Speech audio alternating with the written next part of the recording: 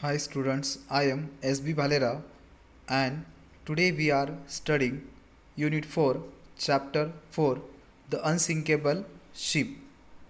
On 10th April 1912, the largest luxury ship in the world set sail from Southampton in England to New York. 10 April 1912ला सर्वात मोठी भव्य दिव्य सर्व सुविधांनी युक्त जहाज इंग्लंडमधील साऊथहॅम्प्टन या ठिकाणाहून न्यूयॉर्ककडे जाण्यासाठी झेपावली. She was called the Titanic. तिचं नाव टायटॅनिक होतं. The word Titanic means huge. Word Titanic या शब्दाचा अर्थ प्रचंड मोठे, प्रचंड मोठी असा होतो. This was her maiden voyage. That is her first voyage. हा तिचा पहिला जलप्रवास होता. मेडॉन म्हणजे पहिला आणि यॉज म्हणजे जलप्रवास. She set out to cross the Atlantic ocean. ती अटलांटिक महासागर पार करण्यासाठी झेपावली. She carried more than 2000 passengers.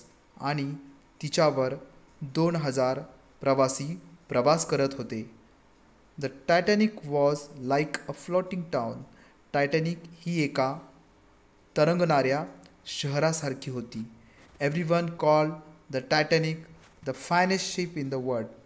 प्रत्येकजण टायटॅनिकला फायनेस्ट शिप, अतिशय उत्कृष्ट जहाज असं प्रत्येकजण तिला म्हणायचा. Everyone was proud of her. प्रत्येकाला तिचा अभिमान वाटायचा. She was as tall as a building. ती एका इमारतीसारखी उंच होती.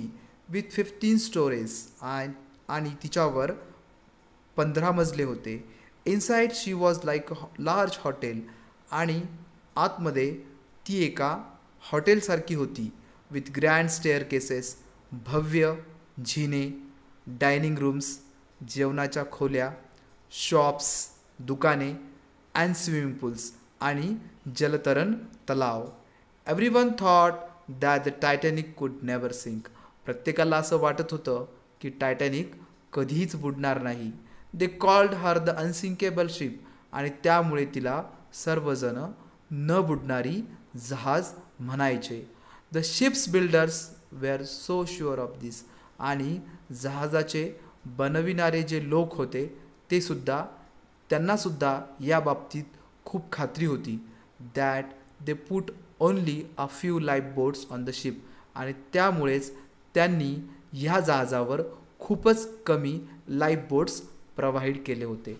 विद्यार्थी मित्रांनो, लाईफ बोट्स म्हणजे आपण जेव्हा एखाद्या जहाजावर प्रवास करत असतो त्यावेळेला जर काही एमर्जन्सी उद्भवली तर आपल्याला किनाऱ्यापर्यंत पोचवण्यासाठी ज्या बोट्स मदत करतात, आपण त्यांच्या मदतीने किनाऱ्यापर्यंत पोचू शकतो, त्यांना लाईफ बोट्स असं म्हणतात. या जहाजावर फारच कमी लाईफ बोट्स तिथल्या जहाज बनवणाऱ्या लोकांनी दिले होते. कारण काय होते? कारण की त्यांना ही जी जहाज आहे ती अनसिंकेबल शिप वाटायची, कधीही न बुडणारी शिप वाटायची. त्यांना असं वाटायचं Titanic could never sink. That's why they provided the very few life boats on the ship. The journey was very comfortable. हा जो प्रवास होता तो खूपच सुखद होता. The passengers were proud. आणि प्रवास करणारा प्रत्येक प्रवासी जो आहे त्याला तिचा अभिमान वाटत होता. Because they were travelling in the best ship in the world. कारण की ते जगातील सर्वात उत्कृष्ट अशा जहाजामधून प्रवास करत होते. They felt safe. त्या सर्वांना सुरक्षित वाटत होतं. Then came the night of 14th April. आणि त्याच वेळेला 14 एप्रिलची रात्र उजाडली. The sky was clear. आकाश निरभ्र होते, स्वच्छ होते. अँड द सी वॉज काम. आणि समुद्र शांत होता. Many of the passengers were asleep. खूप सारे प्रवासी झोपी गेलेले होते. Captain Smith knew that there were iceberg near by. परंतु कॅप्टन स्मिथ यांना माहीत झालं होतं की जवळच एक आईसबर्ग आहे. Iceberg means a very large mass of ice floating in the sea, म्हणजेच हिमनग. त्यांना कळालं होतं की एक मोठा हिमनग आपल्या जहाजाच्या जवळपास आहे. So he told a man to keep a watch from the top of the ship. त्यामुळे त्यांनी जहाजावरील एका कर्मचाऱ्यांना जहाजाच्या वरच्या मजल्यावरून त्या हिमनगावर लक्ष ठेवण्यासाठी सांगितलं. सडनली ॲट 11:40 PM आणि अचानकपणे रात्री 11:40 द मॅन सॉ समथिंग. त्या माणसाला काहीतरी दिसलं. He grew cold with the fear. तो भीतीने थंडीने थरथर कापायला लागला. अ ह्यूज आईसबर्ग, एक प्रचंड मोठा हिमनग, stood right in the path of the Titanic. टायटॅनिकच्या रस्त्यामध्ये मधोमध थांबला होता. आईसबर्ग, हिमनग, ही एल्ड. तो किंचाळला. Captain Smith fought hard to steer the Titanic away from the iceberg. आणि कॅप्टन स्मिथ यांनी स्टिअर करायला सुरुवात केली. स्टिअर म्हणजे टर्न करायला सुरुवात केली, जहाज वळवायला सुरुवात केली. अवे फ्रॉम द आईसबर्ग, त्या हिमनगापासून दूर, आईसबर्गपासून दूर टायटॅनिकला न्यायला त्यांनी सुरुवात केली. But the ship change the direction slowly. परंतु जहाजाची दिशा फारच हळू बदलत होती. And her side scrap the mountain of ice. आणि तिची एक बाजू त्या माउंटेनला, त्या हिमनगाला घासत चालली. A shower of ice fell on the decks. आणि बर्फाचा शॉवर जहाजाच्या मजल्यावर पडायला लागला. And the iceberg cut the holes along the ship sides. आणि तो हिमनग त्या जहाजाला कापायला लागला. Water began to pour in to the lower decks. आणि जहाजाच्या खालच्या मजल्यावर पाणी शिरायला लागलं. Most passengers heard nothing. बऱ्याच पॅसेंजर्सने यापैकी काहीही ऐकलं नाही. And slept on. ते झोपी गेलेले होते. Captain Smith and his crew कुड not stop the water flooding through the ship. आणि कॅप्टन स्मिथ आणि त्यांचा क्रू म्हणजे जहाजावरील खलाशी जहाजामध्ये शिरणाऱ्या त्या पाण्याच्या प्रवाहाला थांबू शकले नाहीत. They knew that the Titanic was in great danger. त्यांना कळून चुकलं होतं की टायटॅनिक ही खूप मोठ्या संकटात सापडली आहे. The unsinkable ship was sinking. आणि न बुडणारं जहाज आता बुडायला लागलं होतं. At 12:15 AM 12:15 Captain Smith sent urgent messages on the ship's radio asking for help. Captain Smith यांनी जहाजाच्या रेडिओवरून वाचविण्यासाठी संदेश पाठविले. Help, Titanic sinking. मदत करा, टायटॅनिक बुडत आहे. कम क्विकली, लवकर या.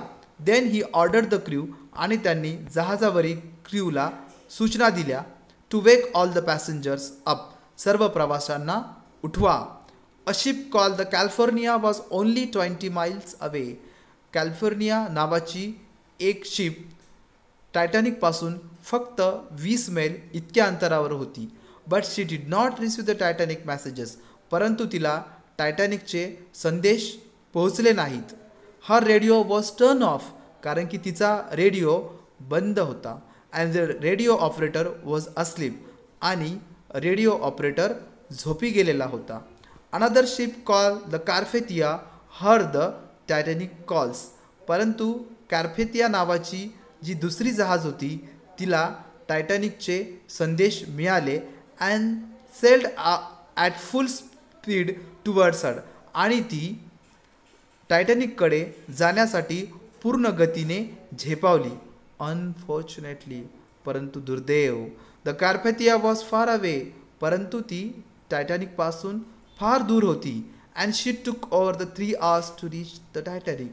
आणि तिला टायटॅनिकपर्यंत पोहोचण्यासाठी 3 तास इतका कालावधी लागला. Meanwhile the Titanic was sinking rapidly. आणि त्याच वेळेला टायटॅनिक खूपच वेगाने बुडत होती. The crew lowered the lifeboats in to the sea. जहाजावरील खलाशांनी लाईफ बोट्स समुद्रामध्ये फेकले. But there was only enough space in the boat for a few hundred passengers. परंतु त्या लाईफ बोट्सवर फारच कमी लोक बसतील एवढी जागा होती. The Titanic had more than 2000 people on the board. आणि टायटॅनिकवर जवळपास 2000 इतके प्रवासी होते. The ship began to tilt in to the sea. ती जहाज टायटॅनिक जी आहे ती आता टिल्ट व्हायला लागली. टिल्ट म्हणजे move in a sloping bent position. ती आता एका बाजूने टिल्ट व्हायला लागली, झुकायला लागली. People began to jump from the decks in to the ice cold water. आणि जहाज झुकत आहे हे बघून जहाजावरील जे प्रवासी होते त्यांनी समुद्राच्या थंड पाण्यामध्ये, बर्फयुक्त पाण्यामध्ये उड्या मारायला सुरुवात केली. With its lights still shining. जहाजाचे लाईट्स आताही चकचकत होते. The Titanic stood upright for a few minutes. आणि एका क्षणाला टायटॅनिक सरळ पाण्यामध्ये उभी राहिली. देन ॲट 2:20 AM आणि 2:20 15 एप्रिल या दिवशी शी व्हॅनिश्ड इन टू द सी. आणि ती समुद्रामध्ये नाहीशी झाली. About the 1500 people drown. जवळजवळ 1,500 लोक तिच्यासोबत बुडाले होते. Captain Smith and most of his crew went down with the ship. आणि कॅप्टन स्मिथ आणि त्यांचा खूप सारा जो खलाशी वर्ग होता तो सुद्धा त्या जहाजासोबत गेला होता. The Carpathia arrived at 3:40 AM. कार्पथियाचं त्या ठिकाणी 3:40 आगमन झालं. The ship's crew found the lifeboats. त्या ठिकाणी त्या शिप्सवरच्या लोकांना लाईफ बोट्स दिसल्या. And saved 700 peoples in them. आणि त्यांनी जवळपास 700 लोकांचे प्राण वाचवले. They also found the chairs. त्यांना तिथे काही खुर्च्या दिसल्या. And pieces of wood floating on the water. त्यांना काही खुर्च्या आणि लाकडाचे ओंडके पाण्यावर तरंगताना दिसले. But almost all of the people in the water had drawn or died of cold. परंतु खूप साऱ्या लोकांचा थंड पाण्यामुळे आणि पाण्यात बुडाल्यामुळे मृत्यू झालेला होता. ते जे लोक आहेत त्या लोकांनी चेअर्स आणि लाकडी ओंडके यांचा स्वतःला वाचवण्यासाठी वापर केला होता. परंतु त्याचा काहीही उपयोग झाला नव्हता. खूप सारे लोक आधीच थंडीने बुडाले होते, मृत्यू पावले होते. The Carpathia was too late to save them. आणि कार्पेथियाला तिथे पोचण्यासाठी, त्यांना वाचविण्यासाठी खूप उशीर झाला होता. The sinking of Titanic made people think harder about the safety of passengers on a ship. They ask why ships carry such few life boats and why they turn off their radios. Titanic जी जहाज आहे तिला सर्वजण unsinkable ship म्हणत होते, न बुडणारी जहाज म्हणत होते. परंतु या न बुडणाऱ्या जहाजाच्या बुडण्याने सर्व लोकांना विचार करण्यास भाग पाडलं. सर्व लोक आता जहाजावरील प्रवाशांच्या सुरक्षिततेबाबत विचार करायला लागले. ते विचारायला लागले की एवढा मोठ्या जहाजावरती इतके कमी लाईफ बोट्स का होते. And why they turn off the radios. आणि तिच्याजवळ जे इतर जहाज होते त्यांनी त्यांचे रेडिओ बंद का करून ठेवले होते. इन 1913. आणि त्यामुळे 1913 इट वॉज डिसाइडेड, असं ठरवण्यात आलं, that all ships must have the enough room in their life boats to carry every one on board. असं ठरलं की ज्या जहाज असतात त्या जहाजांनी पुरेशा लाईफ बोट्स त्यांच्यासोबत ठेवाव्यात.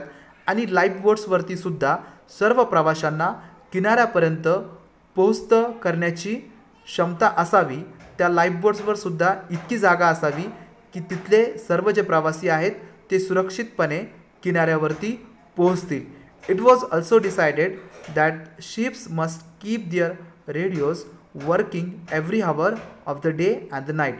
आणि तेव्हापासून असं ठरलं की जे सर्व जहाज असतात, सर्व जहाजांचे जे रेडिओ आहेत ती दिवसा आणि रात्रीसुद्धा चालू राहतील. In 1985 scientist sent a submarine. 1985मध्ये वैज्ञानिकांनी एक सबमरीन म्हणजे पाणबुडी पाठवली to look for the wreck of the Titanic.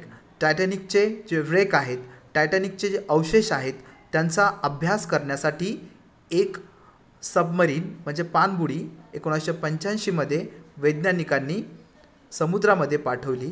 ते found the ship laying in the 2 pieces on the ocean floor आणि त्यांना त्या ठिकाणी टायटॅनिकचे 2 तुकडे समुद्राच्या तळाशी दिसले at a depth of around 4000 metres आणि जवळपास 4000 मीटर्स इतक्या खोलीवर त्यांना ते समुद्र तळाशी टायटॅनिकचे 2 तुकडे दिसले. लेटर ते टूक द फोटोग्राफ्स. त्यांनी त्या अवशेषांचे फोटोज घेतले. The wreck and brought small parts of it to the surface of the water. आणि तिचे जे काही अवशेष आहेत ते त्यांनी त्यांच्यासोबत आणले. There are many stories of bravery on that terrible night in April 1912. आणि त्या रात्रीच्या अनेक साहस कथा आजही प्रचलित आहेत, आजही प्रसिद्ध आहेत. In 1998 the director James Cameron made a famous film of the Titanic's maiden voyage. 1998मध्ये हॉलिवूडचे डिरेक्टर जेम्स कॅमेरॉन यांनी प्रसिद्ध चित्रपट टायटॅनिक्स मेडॉन यॉज या चित्रपटाची निर्मिती केली. आपल्यापैकी बऱ्याच जणांनी हा चित्रपट बघितला देखील असेल. It is a very sad film. Almost everyone who sees the film leaves the cinema in tears. आणि जे कोणी हा चित्रपट बघायला गेले, ज्यांनी कोणी हा चित्रपट बघितला त्या प्रत्येकाने साश्रुपूर्ण नयनांनी त्या चित्रपटगृहाला निरोप दिला आणि चित्रपटगृहाच्या बाहेर पडले.